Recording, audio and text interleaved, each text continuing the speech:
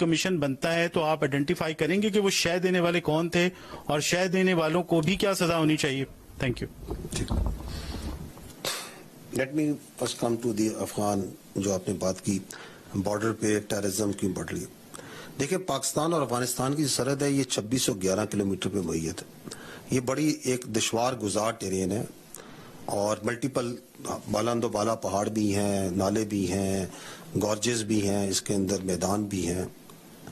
اور اس کے اوپر حکومت پاکستان نے, افواج پاکستان نے بڑی یہ قابل ستائش ہے کہ اپنے وسائل سے اس کے اوپر باڑ لگائی. اور اس پہ ابھی ایک جو قلعے جو میں نے آپ کو اپڈیٹ دیا وہ بھی مناسب فاصلوں پہ موجود ہیں.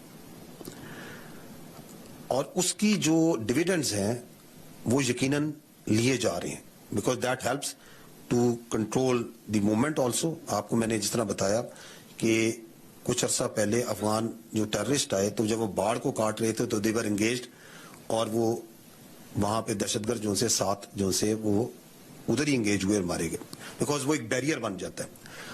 پرابلم یہ ہے کہ افغانستان کی طرف سے جیسے آپ نے خود بھی کہا کہ جب سے انخلا ہوا ہے نیٹو فورسز کا وہاں پہ جو ٹی ٹی پی کو فیسیلیٹیشن ہے, ٹیررزم فیسیلیٹیشن ہے, بڑھتی جا رہی ہے. تو that is why more and more وہاں پہ جو ہے وہ تشکیلیں جو سی آتی ہیں. لیکن بارڈر مینجمنٹ جو سی ہے نا, اگر آپ یہ دیکھیں کہ کسی بھی دو ممالک میں یہ کبھی بھی فول پروف نہیں ہو سکتی. آپ امریکہ اور میکسیکو کی ایگزامپل لے لیں. امریکہ کے پاس تمام وسائل ہیں, ٹیکنالوجی ہے, لیکن سٹل جو ان کا بارڈر ہے اس کو یہ نہیں, وہ خود بھی کلیم نہیں کرتے کہ وہ جو ہے وہاں پہ کوئی انلیگل کراسنگ یا موومنٹ نہیں ہوتی یا کوئی اسمگلنگ نہیں ہوتی. ٹھیک, تو یہ ضروری نہیں کہ you have all you put the walls also, اور آپ نے وال بھی کھڑی کر دی, آپ نے ٹیکنالوجی بھی ساری لگا دی, ساری مانیٹرنگ بھی لگا دی, سینسرز بھی لگا دیے, تو پھر بھی موومنٹ انلیگل ہوتی ہے. دوسرا یہ ہوتا ہے کہ جو بارڈر ہوتا ہے یہ اس کی مینجمنٹ میوچل ہوتی ہے, دو یک طرفہ نہیں, یہ دو طرفہ ہوتی ہے. دونوں ممالک کے درمیان جو بارڈر ہوتا ہے وہ both have to invest them self, اور بوتھ کی کمٹمنٹ ہونی چاہیے کہ اس بارڈر کو کی سینٹیٹی جو ہے اس کو ہم برقرار رکھیں گے, وہاں پہ اسمگلنگ نہیں ہونے دیں گے, وہاں پہ انلیگل موومنٹ نہیں ہونے دیں گے, صرف کراسنگ پوائنٹ سے ہی ہیلپ ہوگی. جبکہ پاکستان تو ایک طرف اس میں بھرپور کوشش کر رہا ہے اپنے وسائل کے مطابق, لیکن دوسری سائڈ پہ اس طرح نظر نہیں آ رہا. بلکہ انفارچونیٹلی کبھی کبھار تو شواہد ملتے ہیں کہ وہاں سے اسمگلنگ کو اور جو دہشت گردوں کو فیسیلیٹیٹ کیا جاتا ہے موو کرانے میں. اور تیسرا جو ایشو ہے وہ یہ ہے کہ دیکھیں other then this border there are crossing points. Decade سے جو ہمارا اور افغانستان کا جو موومنٹ کا طریقہ تھا وہ انفارمل تھا. یہ اب سیکیورٹی ایجنسیز نے اور حکومت نے جو سا ہے بڑا فرملی اس کے اوپر جو دنیا کا مروجہ طریقہ ہے پاسپورٹ کا, ویزا کا, ون ڈاکومنٹ رجیم, اس کو لاگو کیا ہے. دوسری طرف سے اس پہ تحفظات ہیں افغان و گوری حکومت کی طرف سے, لیکن ہمارا پوائنٹ یہ ہے کہ یہ this has to be as per جس طرح پوری دنیا کے بارڈرز میں ہوتا ہے. ہم نے اس کو ایک نارمل بارڈر بنانا ہے.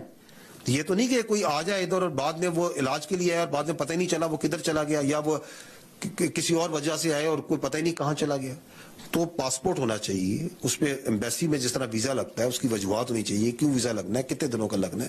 تو دیٹ ون ڈاکومنٹ رجیم جو ہے وہ بڑا امپورٹنٹ ہے پلیس کرنا, اور وہ پلیس کیا جا چکا ہے اور بتدریج اس نظام کو امپروو بھی کیا جا رہا ہے. اینڈ اندر ریزن از کہ دیکھیں پاکستان میں افغانیوں کی ایک بہت بڑی تعداد آلریڈی موجود ہے.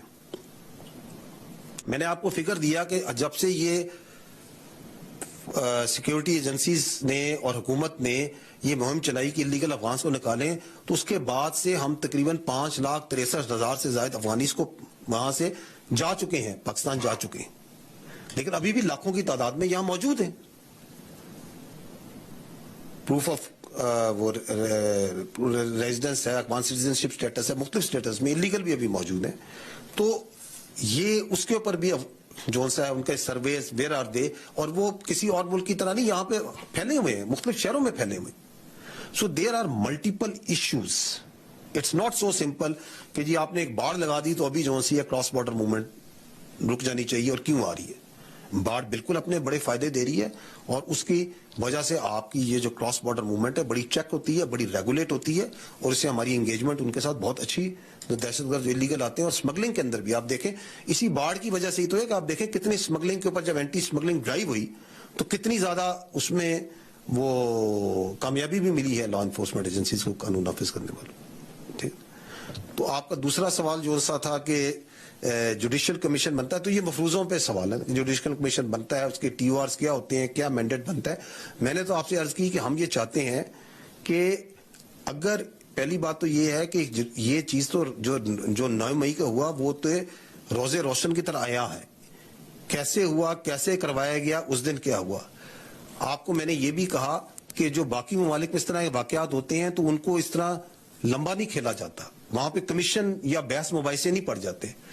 आपके सामने है, मुल्जमान है, जो आपका एग्जिस्टिंग क्रिमिनल सिस्टम है और जो आपका एग्जिस्टिंग जो प्रोसिक्यूशन सिस्टम है उसमें उनको प्रोसिक्यूट करें, आइन और कानून के मुताबिक सजाएं दें और आगे बढ़े।